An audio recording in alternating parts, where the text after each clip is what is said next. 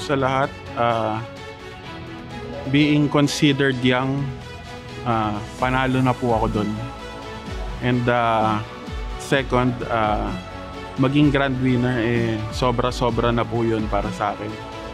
And ayun po, pangatlo, makasama ko po lahat ng mga successful na tao dito po sa loob po ng event na ito, hindi ko po yun makakalimutan. Ayun po, bilang isang galing po sa Divisoria na night market vendor, makarating po ako sa ganitong event.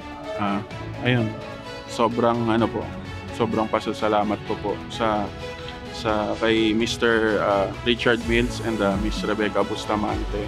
And ayun, maraming salamat po.